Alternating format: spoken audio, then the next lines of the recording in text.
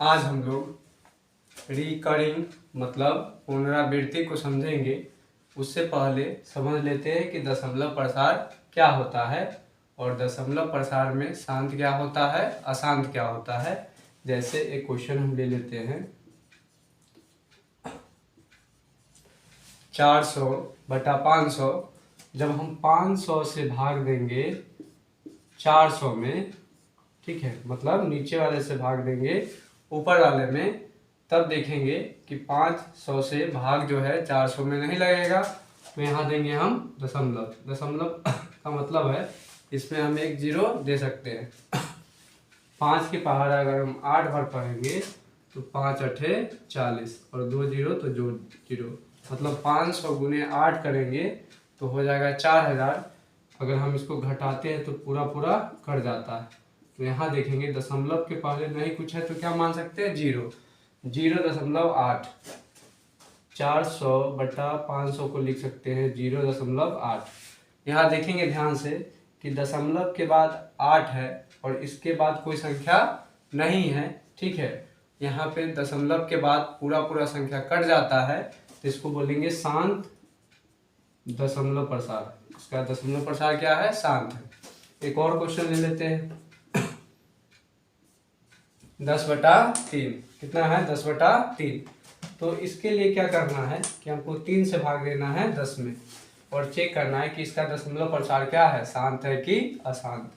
तो जब हम कितना लिखा हुआ था, 10/3, 3 से भाग देंगे 10 में, तो 3 के पहाड़ा में 10 नहीं आता है, तो पढ़ेंगे 3 के पहाड़ा 3 बार, तो 3 क्या 9।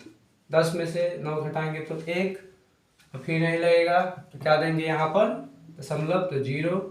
फिर 3 त्याई 9, फिर घटाएंगे 1, फिर दशमलव दिया होता है 0, फिर 3 त्याई 9, फिर 1, फिर दशमलव है तो 0, फिर 3 त्याई 9। तो इस प्रकार से यहाँ जो शेष है हर बार जो है 1 बचेगा और यहाँ 3 जो है बार बार रिपीट होगा। बार बार क्या होगा, रिपीट।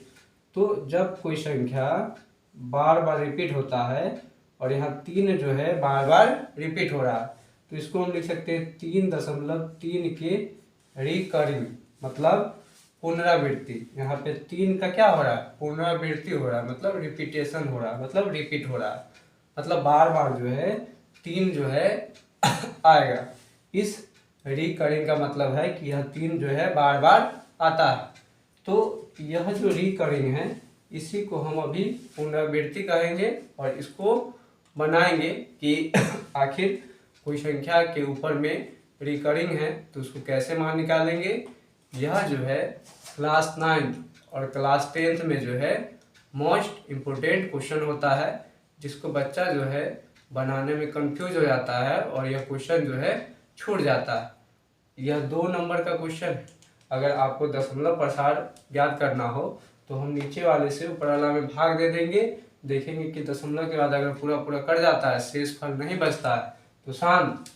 अन्यथा अगर हम नीचे वाले से ऊपर वाला में भाग देंगे तो यहाँ दशमलव शेषफल जो है 1 बच रहा है बार बार और यहाँ पे 3 जो है बार बार रिपीट हो रहा है, मतलब पूरा पूरा नहीं कट रहा है, इसको बोलेंगे अशांत।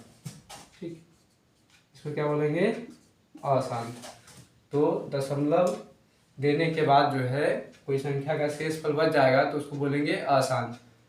चलिए आगे अब समझते हैं कि रिकरिंग अगर किसी भी संख्या पे रहे तो उसका मान कैसे निकालते हैं, या यूं कह सकते हैं कि उसका p/q के रूप में मान क्या होगा।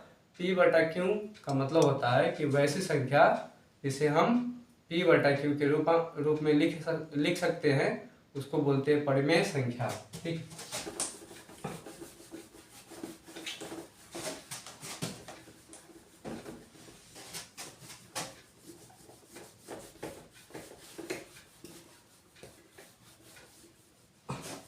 ध्यान देंगे, जैसे 0.6 रेकरीन, 1.27 रेकरीन, 1.247 रेकरीन। ध्यान देंगे कि 0.6 के ऊपर में क्या है, रिकरिंग, मतलब कि 6 जो है बार बार रिपीट हो रहा है। तो इसको कैसे मान निकालेंगे, इसका कितना मान होगा, चाहे 1.27 पे क्या है, रिकरिंग है, तो इसका मान कैसे निकालेंगे, अगर 1.247 पर रिकरिंग रहे, मतलब 3 संख्या पे रहे, 2 संख्या पे रहे, 1 संख्या पे रहे, तो इसका मान कैसे निकालते हैं। तो इसका ट्रिक है, ठीक है, इसका ट्रिक है कि अगर किसी एक संख्या पे रिकरिंग रहे तो उसको हम जितना संख्या दिया है उतना ही लिखेंगे। टोटल कितना है, 6 है, अब 6 है तो 6 लिख दिए। अच्छा, यह रिकरिंग के पीछे देखना है कि कितना है, 0, तो इसमें से 0 को क्या करेंगे, घटा देंगे। अब देखेंगे रिकरिंग जो है कितना संख्या पे रखा हुआ है, क्या वो संख्या पे, एगो, तो बटा में 1 देना है, कितना 9, 1 जैसे यह टोटल कितना लिखा हुआ उतना लिख देंगे, टोटल है 127, टोटल कितना है 127। अब देखो कि रिकरिंग के पीछे कितना है, 1, तो इसमें से घटा देंगे 1, और यहाँ देखेंगे कि 2 संख्या है, ठीक है, 1 और 2, तो बटा में क्या गुना, 2 गो, ठीक है। अब आगे देखेंगे कि यहाँ टोटल कितना है, 1 2 4 7, इसमें से घटाएंगे जो संख्या रिकरिंग में नहीं है, ठीक है, जिस पर यह चिन्ह नहीं है, तो कितना पर नहीं है, 1 पर, तो 1 घटा देंगे, और बटा में जो है 1 2 3 संख्या पे रिकरिंग है, इसीलिए बटा में देंगे 1 2 3 गो 9। अगर 1 संख्या पे रहे तो बटा में 1 गो 9, 2 गो संख्या पे रहे तो बटा में 2 गो 9, और 3 गो संख्या पे रहे तो बटा में 3 गो 9 देते हैं। अब घटाएंगे, 6 में से 0 गया तो 6, और बटा में 9, 3 दूना 6, 3 4 9, तो इसका आंसर आ जाएगा 2/3। आगे जब घटाएंगे इसको तो 126 बटा में 99, ठीक है, 3 से काटेंगे 4 4 12, 3 दूना 6, फिर 3 से काटेंगे 33 बार में, ठीक, और कट जाएगा, 3 एकम 3, 3 चौका 12, 3 गुने 11, 11 33, तो ये कट के आ जाएगा 14 बटा में 11, 14 बटा में 11, ठीक।